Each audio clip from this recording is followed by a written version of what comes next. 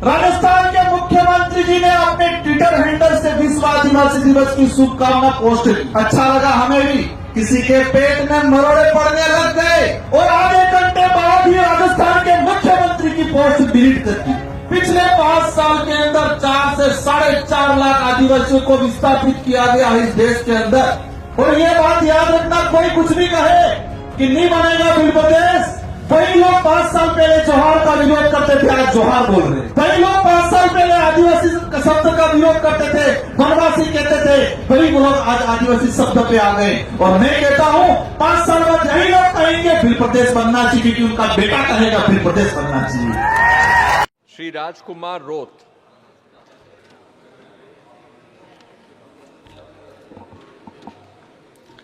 मैं राजकुमार रोत जो लोकसभा का सदस्य निर्वाचित हुआ हूं, मैं संविधान, प्रकृति, पूर्वज एवं सत्यनिष्ठा की शपथ लेता हूं कि मैं विधि द्वारा स्थापित भारत के संविधान के प्रति सच्ची श्रद्धा एवं निष्ठा रखूंगा।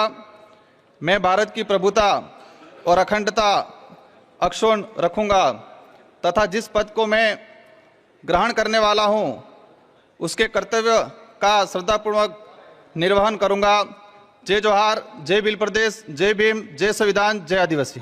सिर्फ चिल्लाना जानते, कोरोना आया, देश के अंदर तालियां बजा दी, देश के अंदर थालियां बजा दी और देश के लोगों को कहा कि तालियां और थालियां बजाने से कोरोना चला जाएगा। कि जब आदिवासियों की बात आती है तो बड़े बड़े कार्यक्रम करते हैं। कि बीजेपी का जो विधायक होता है, सांसद होता है, उनको आदिवासी शब्द नहीं बोलने दिया जाता है। उनको क्या कहा जाता है? वनवासी कहा जाता है। आदिवासी इलाके के अंदर उन्होंने लोगों को मानसिक गुलाम बनाने के लिए गांव गांव हर सब जगह वनवासी कल्याण परिषद की दुकानें खोली है और उस स्कूलों को बंद करने का काम किया उन्होंने पिछली सरकार में। आज अडुल फलासिया इलाका हर बार न्यूज में आता है। बीजेपी के एक बड़े दिग्गज नेता है, राजनीति करने के लिए हर बार चले जाते हैं वहां, लेकिन क्या किया उस इलाके में? उस स्कूलें बंद करने का काम किया है और आरएसएस की वनवासी कल्याण परिषद की शाखाएं खोलने का काम किया है। लेकिन ये समय अब दूर नहीं रहा है कि आदिवासी इलाका, एससी समाज हो, गरीब समाज हो, पिछड़ी समाज हो, उनकी जो चाल है, उनकी जो नीतियां है, उनको समझने लग गई है और बहुत जल्दी उस इलाके में खाता भी नहीं खोलने वाला है। ये सदन मोदी जी, राहुल जी और राम मंदिर के लिए नहीं है, ये सदन राजस्थान की जनता के लिए है। इस सदन से राजस्थान का भविष्य तय होता है। ये जो अभिभाषण की जो कॉपी है और उसको राजस्थान के अंदर 13% आदिवासी रहता है, लेकिन इस कॉपी में आदिवासियों के लिए एक लाइन नहीं लिखी हुई है। और इससे साबित होता है कि डबल इंजन की सरकार आदिवासी विरोधी है। ये युवाओं को मंदिर का घंटा समझ रखा है। अगर आजादी में सबसे ज्यादा अगर किसी ने बलिदान दिया है तो वो आदिवासी समाज ने दिया है। 1913 के अंदर मानगढ़ के अंदर 1500 आदिवासी मारे गए। आज माही डैम बना, कटड़ा डैम बना, आदिवासी विस्थापित हुआ।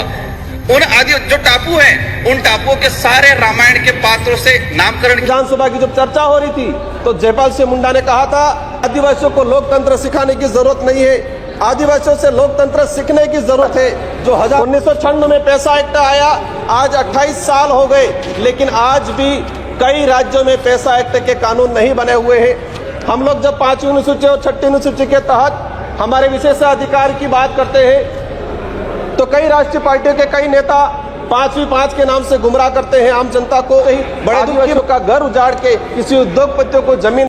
कि भारत की संसद में अनुच्छेद 243 जेड-सी के तहत अगर कानून पास नहीं होता है, इससे पहले अनुसूचित क्षेत्र के अंदर नगर पालिकाओं का गठन नहीं किया जा सकता है। आदिवासी इलाके के अंदर नगर पालिकाओं का तेजी से गठन हो रहा है। केंद्र सरकार स्वयं संज्ञान लेकर अनुसूचित क्षेत्र में असंवैधानिक तरीके से नगर पालिका का जो गठन हो रहा है उसको रोका जाए।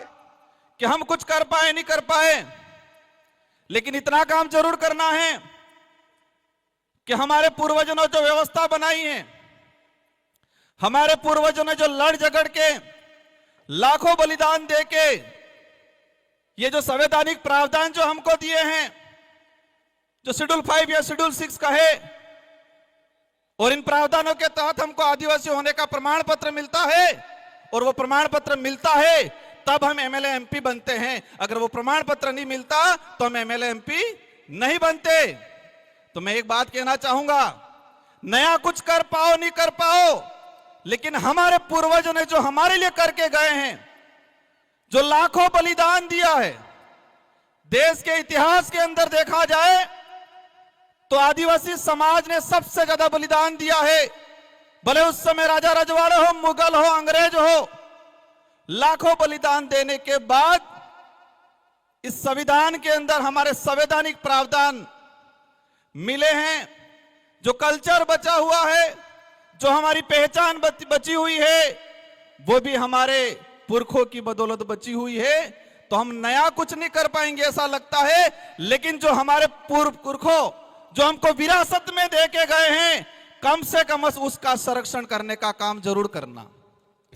कि बच्चे स्कूल से क्यों भाग रहे हैं, इस पे सरकार को विशेष करके एनालाइज करना चाहिए। हमने जो एनालाइज किया, मध्य प्रदेश की सरकार ने वर्तमान में एक पॉलिसी बनाई है कि 5वीं तक की शिक्षा स्थानीय मातृभाषा में उनको पढ़ाया जाए। तो डूंगरपुर में भी आप डूंगरपुर, बांसवाड़ा, उदयपुर संभाग में भी क्यों नहीं स्थानीय बिली भाषा के माध्यम से प्राथमिक स्कूल तक की शिक्षा उनको दी जाए।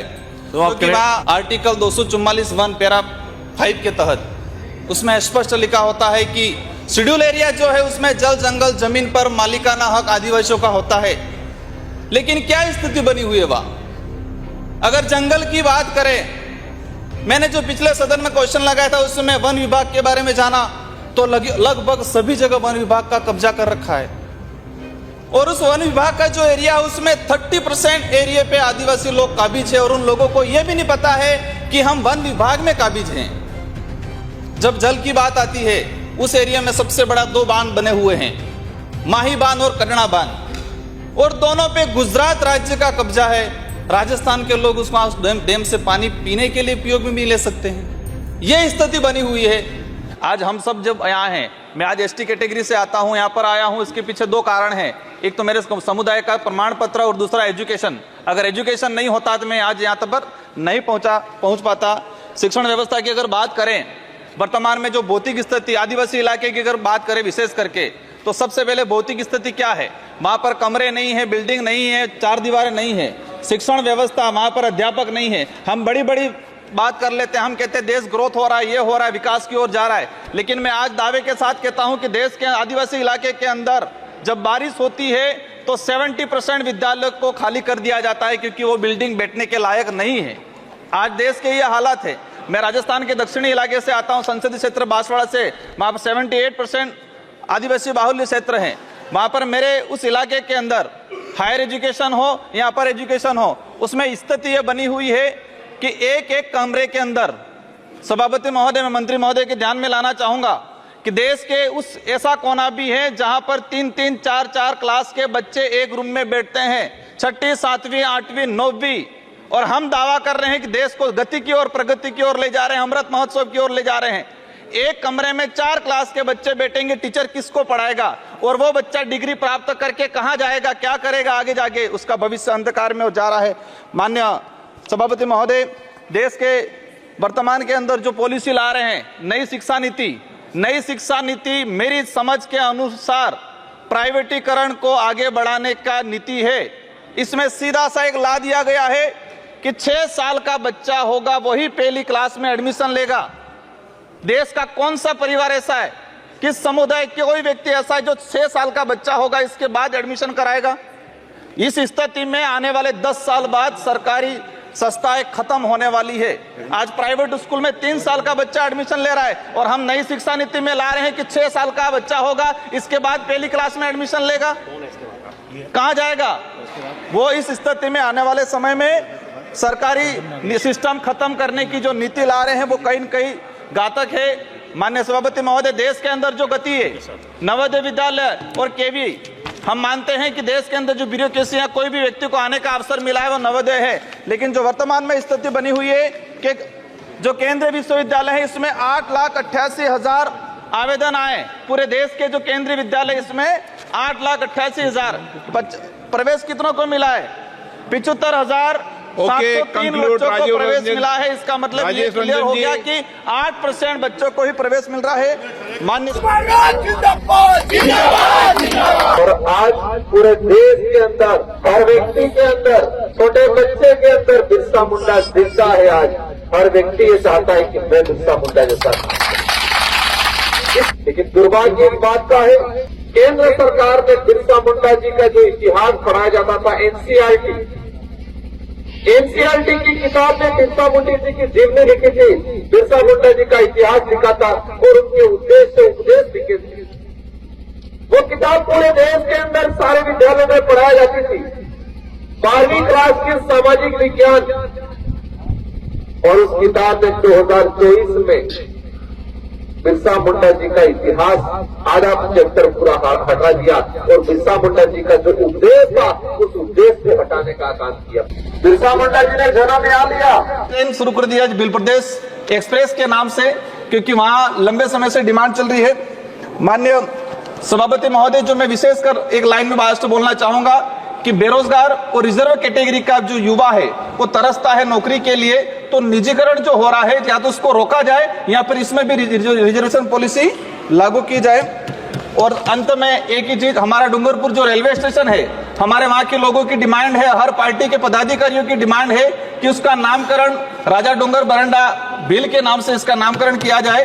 तो मेरा वही चीज, धन्यवाद, आभार, जोहार।